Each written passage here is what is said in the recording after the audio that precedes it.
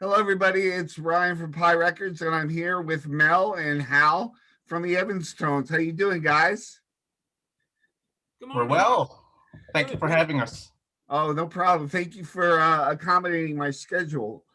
Um, Yeah, things pop up. so I've been reading up on you guys. Frankie from the Volcanics told me Oh to no. check you out. No, really, all good things, all very good things. And I've been listening How do we to owe you? I've been listening to 1961, Yeah. and I really dig This, it. this one? You mean this one? Yeah, that's the one. Yeah, it's awesome.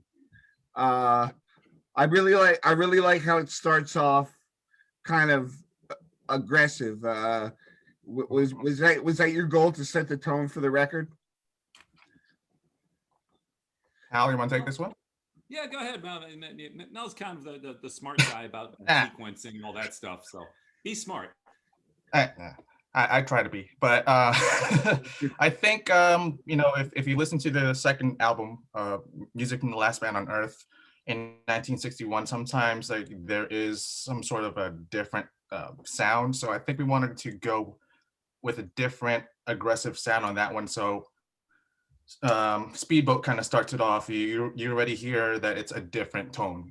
It has that Ramones kind of driving drum beat first. So from there this is a different Evanstones record. And I think Hal, if you want to take over from there. Oh, I mean, I'm not sure what the question is. It was a whole when you sequence a record, it's kind of a tough thing because you want to get people's interest right from the start, right? But then you also, I mean, to me, it's like if you have nothing but hard driving songs all the way through, eventually people feel like it's all the same song. They get bored. So you want to have it go a little, like one of my favorite songs on the record is one Mel wrote called Jojo and the Seven Seas. And that's a really Oh yeah, soft, like mellow, very peaceful song, and so we put that in. Was it number four, I think? Yeah, Or yeah, yeah. right So just after Shoot Up. Yeah, back and forth a little bit.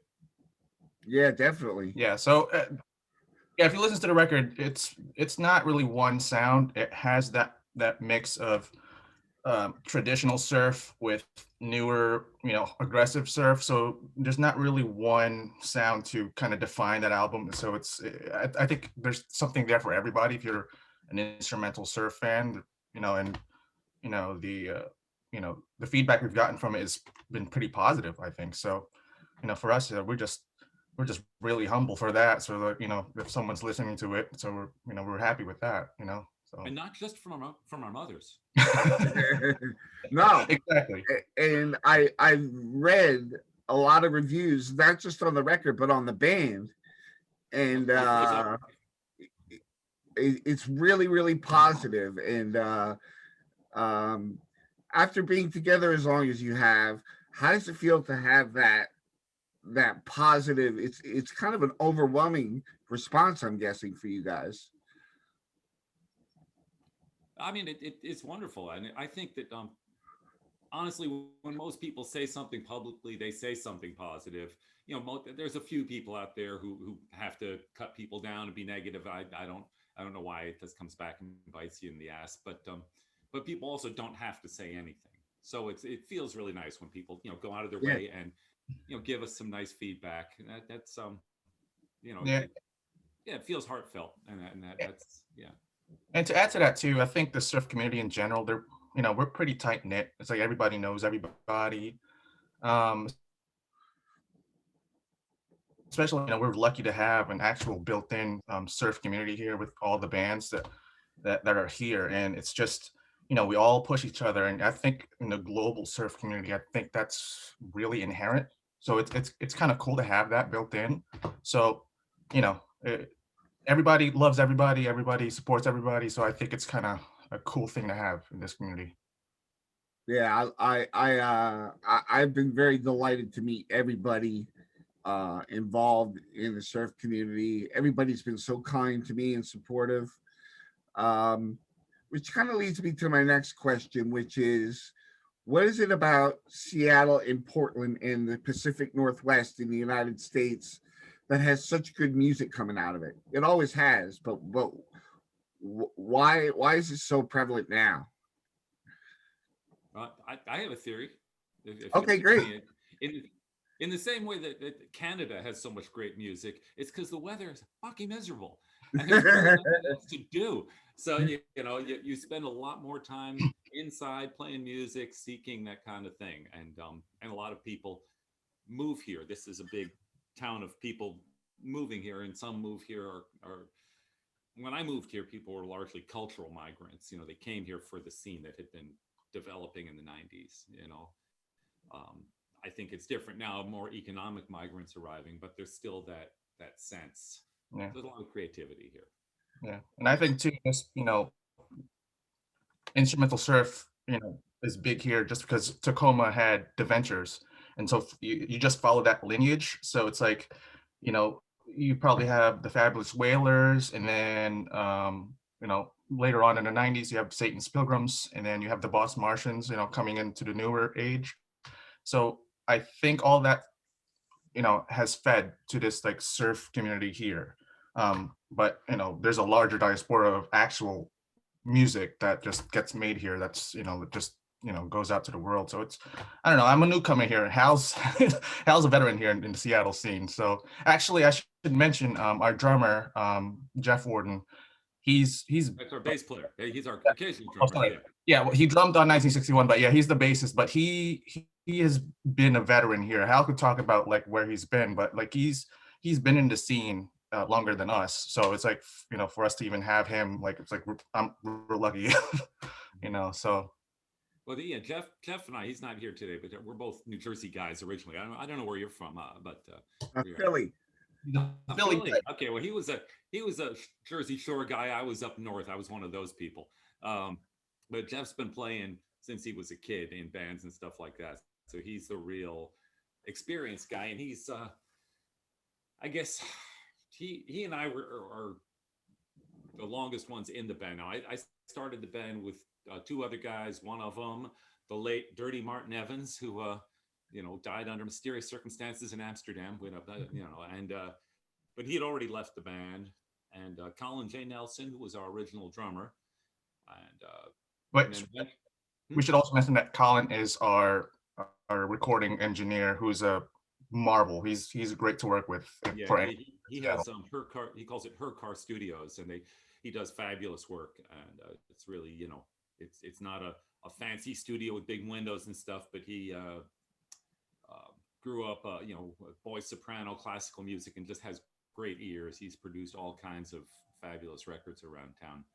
But yeah, I mean, we originally had it was originally a trio: myself, Mark, and Colin, and then eventually Mark had left and then subsequently died. And then, sorry, not funny, but Mark would have appreciated the humor. He was a Philly guy. He was an early post-punk scene and that kind of stuff, and I had dark sense of humor. And then we had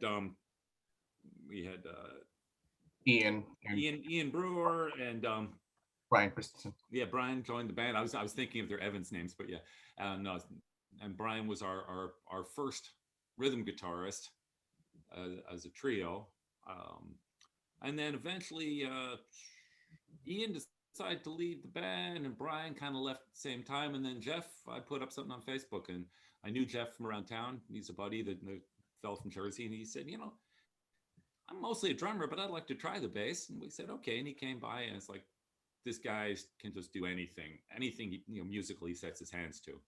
So then we were a trio for a little while. If you don't mind me going through the whole history here. Not at all. Not at all. Okay. And so at one point then I'm in a music store and I walk in and there's a guy sitting playing, I don't know, Pipeline or Walk Don't Run or something like that, unplugged guitar. And that guy's Mel.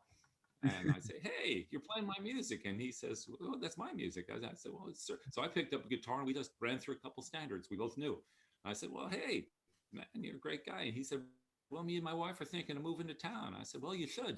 And come see a show. And so we had an outdoor show and they came and saw it and took some amazing photographs. And his wife, Heather, who's also the brilliant graphic designer who designed this. You can't really see it in the light, but I encourage you to look at the artwork and our the artwork on our last CD as well, which she sort of humored me and did my idea with her talent. Um, Spaghetti Western. yeah, Yep, yeah. exactly. So they came to the show, and I said, well, Mel, you should come to a band practice, And he said, okay. So he came by and plug in a guitar, and he plugged in a guitar, and I said, hey, you want to be in the band? It was just like, man, this works. This just works. Yeah.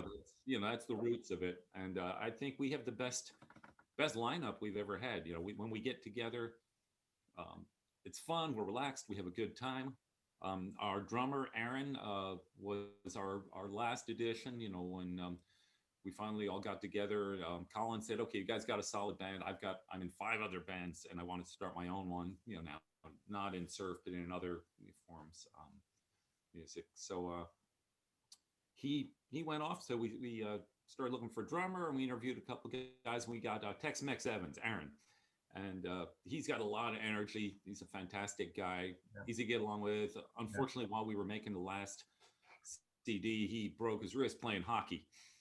So he ended up Yeah, only and going that to be on I think 4 or 5 of the 13 tracks. yeah, about 4, I believe. Yeah, Yeah, yeah, and which is only fair because on the last CD, music from the last band on Earth, um, Mel only came in on one track, because they were mostly all in the can by then. So and it sadly it's our least listened to track, but I love this one. It's one of my favorites. It's not Reverb Tail, it was High Flyer. High Flyer, and nobody listens to that one, but I think it's a great track. that one has a little bit of I guess, a ska feel for some reason, because I guess I just started playing a little ska riff underneath what Hal had already had. So it was kind of just came natural like that for some reason, because I have that background. But yeah, I mean, Hal loves that track. So, if everyone, Me just go and out no the one band. else. It's funny, Mel. You and I were Yeah. talking online for quite a while the other night about punk rock and moon ska. Yeah. And that was a really enjoyable conversation for me. Um, it got me thinking about the old days, and I was just like, man, it's rare that I get to relive those days. Um, Yeah. do Yeah. you guys find that your roots are in more underground music from other than just surf? Like obviously, Mel, you have. Yeah, I mean, because I think Hal comes to his surf from, like, the Ennio Morricone, Lee Hazelwood kind of school of, like, that spaghetti western and, melodic, softer stuff, which is fantastic. But I think I come at it with the more Carl Wilson, Al Jardine, Ramones-ish sound. So so it's been kind of like that nice melting pot in this record. So yeah, I mean, I think there's always undercurrents of punk and surf. There's always been that sort of the same patterns and same chord progressions. So I think for a lot of old punkers or punk guys, we end up for some reason starting surf bands. So I think there's, if any surf band out there, there's always 1 or 2 punkers that's in that mix. So Yeah. it's always a common thing. But yeah, I mean, even for Jeff, he's right now in a garage punk band. So it's that sort of, like, I guess, like a background that we all, like, kind of share. And actually, Hal saw the Ramones in New Jersey years back. He told me. Trade winds at the Yeah. Jersey Shore. I don't know if you've ever been there. No. Yeah, it's like his sister took him to a show, and he's like, "Oh yeah, I saw the Ramones." I was like, "Well, that's cool." So I think we all have that sort of, love for that type of rock and roll from that era. So I think a lot of that, like, just transitions into the modern surf as well. So You also, I mean, you mentioned, and it's kind of more true for me, that while that was an influence on me, I think I really kind of go back to more, jazzier stuff. I mean, I really like melody, and I like what a lot of the early surf guys were doing. A lot of them were coming out of jazz, and they, so my primary thing when I write a song or when I listen to something, you know, um, is the melody, is having something, and I like stuff that's a little jaunty sometimes. So, Yeah. Yeah. yeah, Uh, yeah. s- One thing I found interesting is there's Um, there's a con from Sharawaji that has classical covers on it. I talked to the Yeah. Guantanamos, and Yeah. they have a classical background, which I never would have guessed in that would translate to surf. Can you guys speak to that? Well, I I mean, mean, all I could say, I only saw the comp come out after it came out, and but I thought that was kind of interesting because they had was it the Jagloons did their thing was a cover of Aaron Copeland's Appalachian Spring, and then I realized that well we have one on our first album called Appalachian Spring, and it's the interesting thing with that is that while Aaron Copeland did the classical piece, he did a whole, I'm not sure what the term is, this Appalachian Spring piece. That was based on a shaker melody from the 1700s called, was it Gift to Be Simple Gifts? And it was a real simple song, and he had taken that and put it into his composition. So it's fascinating to me how things move forward in time. And again, that goes to the melody thing. Somebody sings a little song, and then somebody develops it, and then it becomes part of something larger and reinterpreted. And I love that. I love taking a song and reinterpreting it. Yeah. I still want to do a surf cover of Twinkle Twinkle Little Star. I think the world's ready. I mean, I guess surf kid songs. I mean, it's only natural.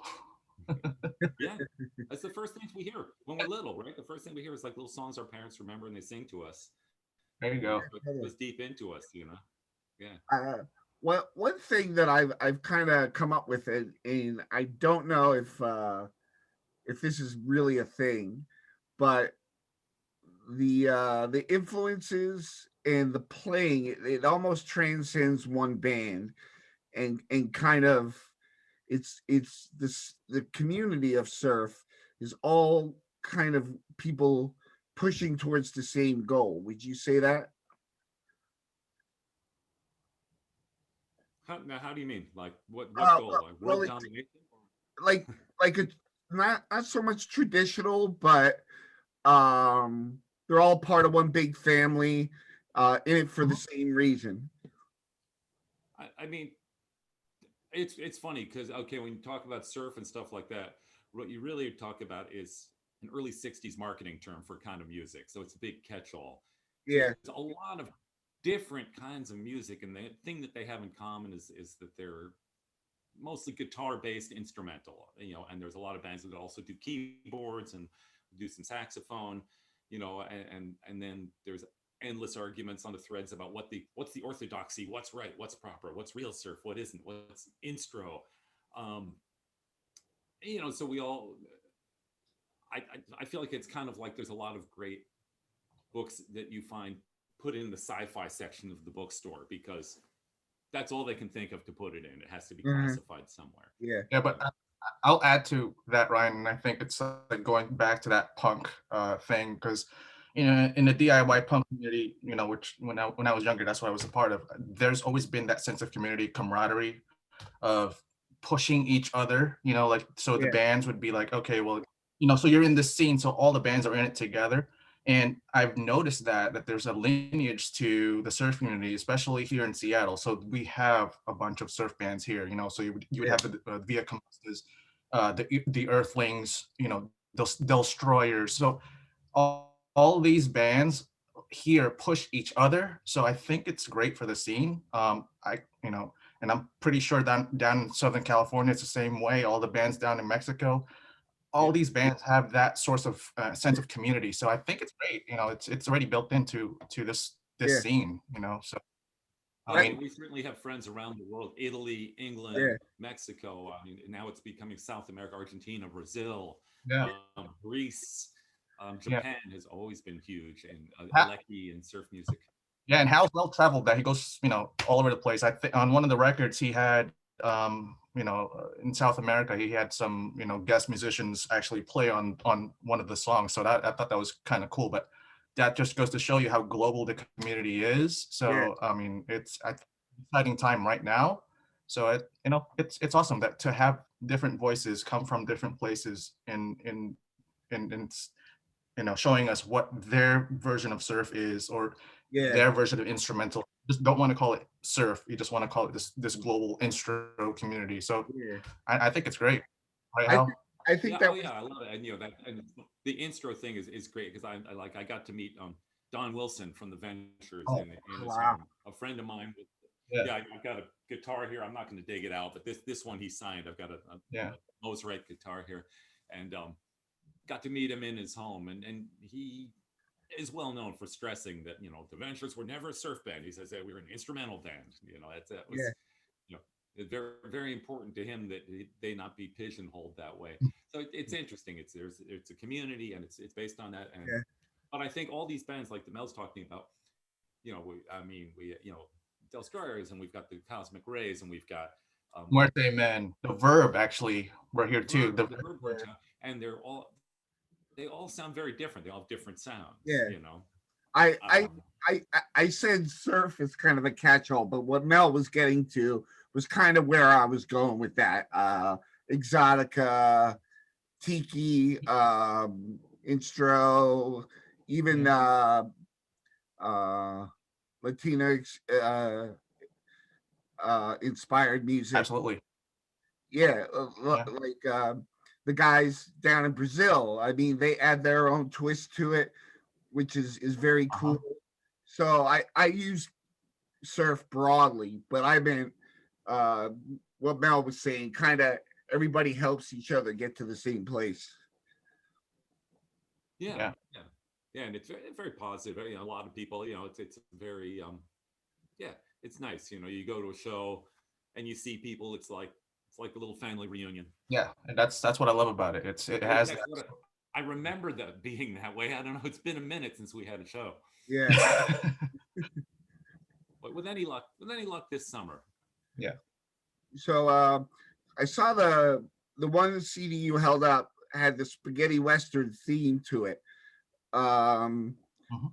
would you That one, say that? this music Yeah, for the that best one. band on earth. Yeah. Yeah. Do you think that album encompasses what that artwork is saying overall in comparison to the new stuff? Ooh. I mean, it was certainly what was on my mind. I was I had the broad concept for that album cover while I was sitting in a bus in Thailand with nothing to do, and I closed my eyes and just sort of moved pictures around in my head till it came up. But I don't really have any artistic skills per se, so I mean, not in two dimensions anyway. So when I got home, we started talking, and we started talking with Mel's wife Heather, and the two of them are both very creative that way. So I sort of said, well, I'd like this. This is what I'm thinking of. So they made that happen, and the new album cover we talked about it a little bit, and then I came up with some ideas, and then Heather came up with some ideas, and then we all agreed that Heather's ideas were way better than mine, which were kind of stupid. So I'm really glad I listened to the pros, because the new album cover is just a beautiful piece of art, and it might be a good time to mention that in August it's going to come out on vinyl, and Oh that wow. piece is going to be Yeah. spectacular in full 12 Yeah. and a quarter by 12 and a quarter. Yeah. Yeah. Yeah, That's I want to credit actually.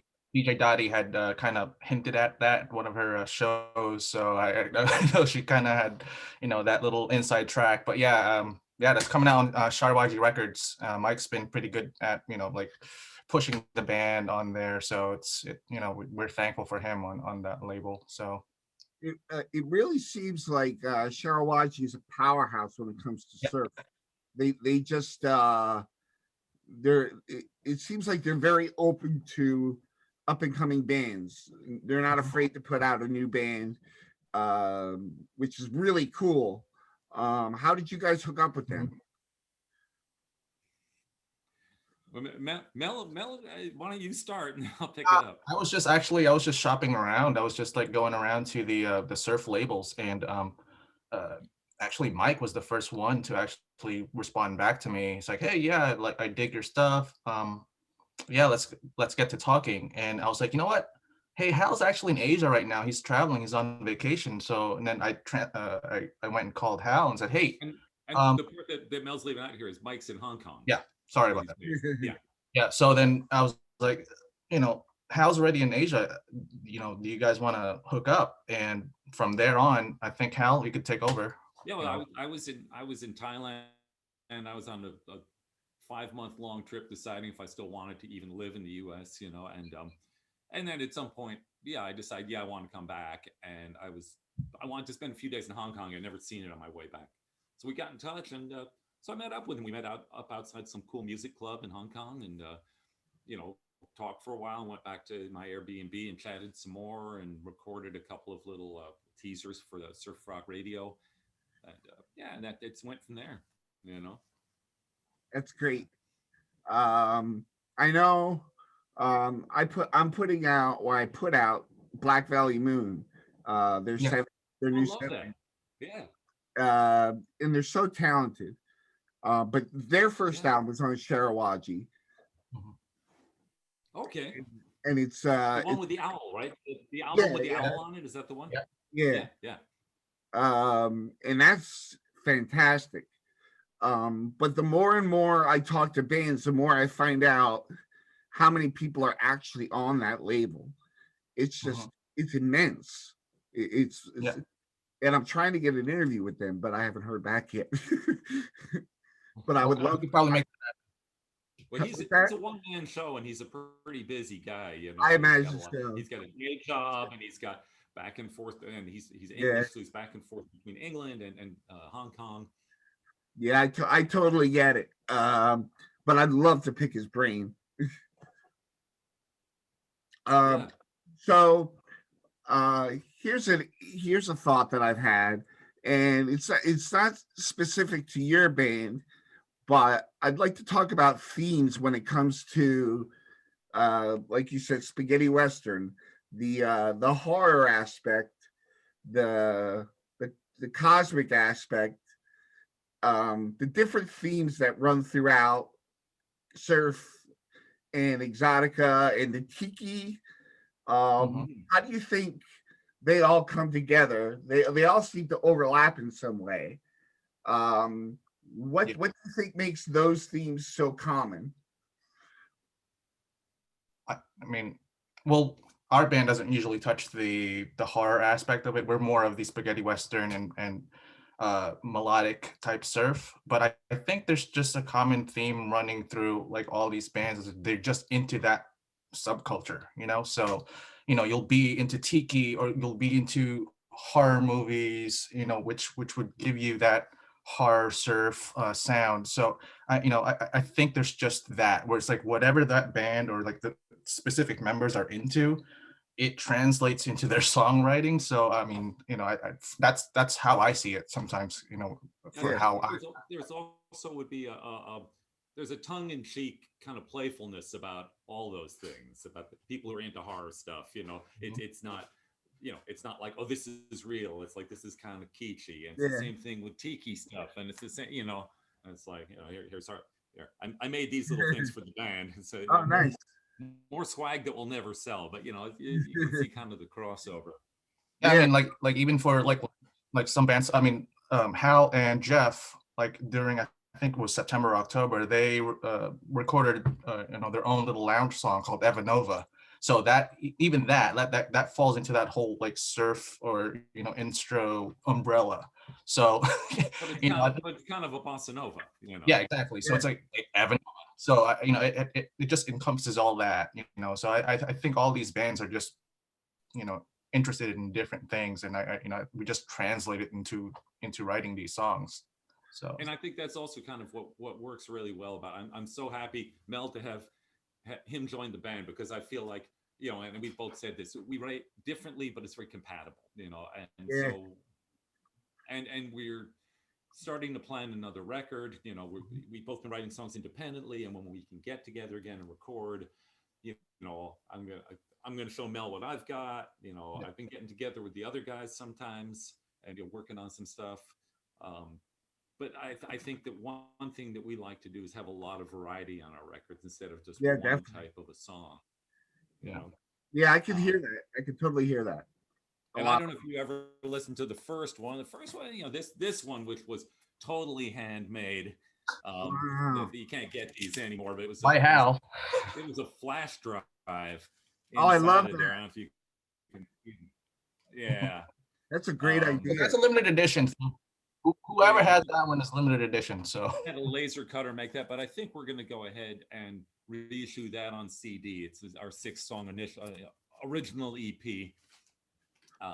That's amazing. I But it's love only that idea. everyone's getting. Yeah, well, you'd be the only one. You know, a few people bought them. You know how it is. Yeah. So I want to ask you two more things before we sign off. The first one is, how did you come up with the name Evanstones? Where does that come from? It's pretty easy. When Mark and Colin's actually my tenant, my friend, and he lives in. There's a front house down here. Mark, the original bass player, lived next door, and we all live on Evanston Avenue North. Oh, cool.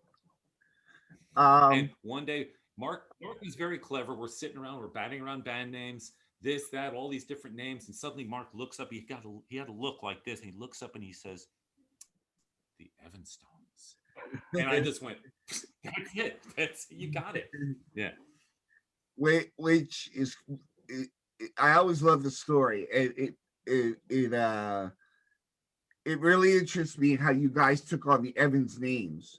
I think that's really cool. What inspired each of your names? well, Hal bestowed my name, and I think just because of I'm a Lord of the Rings nerd, so he's just like, Melkor will fit for you. So so that's how he got mine. I can't speak for everybody else, but I mean, you know, Quisp was a favorite childhood breakfast cereal. You know, I don't know if you're old enough to remember Quisp and Quake.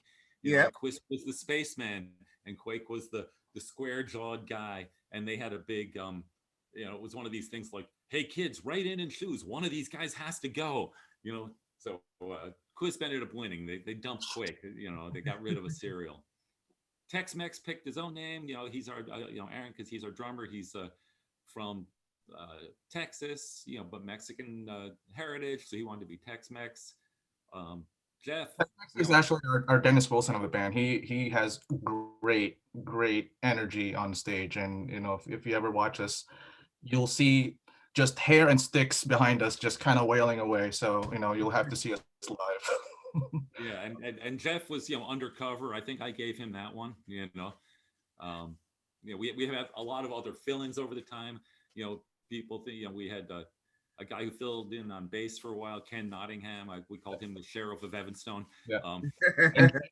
Jay as of late, which Hal calls Screamin' Jay Evans. So yes, it's like Hal's always, you know, pretty nifty with these nicknames he gives us. That's awesome. Well, it's gonna cut off in a few minutes, but I wanted to thank you so much for your story. Like I said, Mel, I had a great time talking to you the other night, and how you gave me some really great insight to your band. And I want to thank you and appreciate your time very much. Thank you for having us. I know it's been a while. I think we've been speaking for months about setting this up, and it's just now that it's always, you know, the best time to have done it. So thank you. Yeah, thank it was very. I love seeing your face. You know, I want to hug you. I was very excited about this. I hope we didn't let you down. Not at all. Okay, guys, you have a great day. Actually, go ahead. I was going to ask, like, you know, you're asking us questions. Can we ask you questions like, what do you guys do at Pi Records? Do you put out any records, or yeah, we put do out. you have any, you know? We have Blackberry Moon 7-inch Vampirella. Yeah. We do a lot of promo videos for bands and labels. My wife does that. Yeah. We have a podcast and a radio show. Just started the radio show.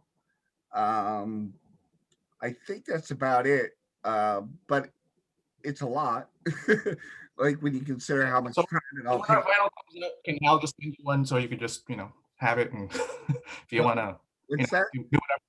So when our vinyl comes out, Hal will probably just send you one so you could just, you know, if you want to review it, and I'd love if that's what you guys do. So Yeah, I do reviews too. I'm going to be reviewing Nancy Bareilles' book.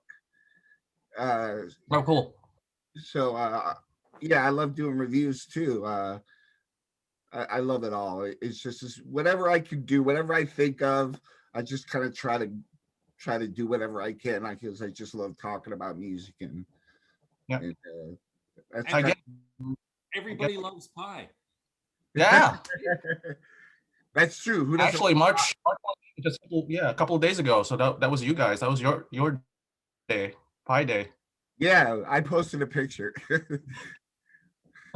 It was like a pie with the actual pie numbers going around the edge of the crust. Of course. But Nice. Well, thanks so much for having us.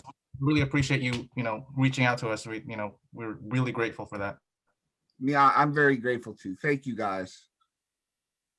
Thank you very much, Ryan.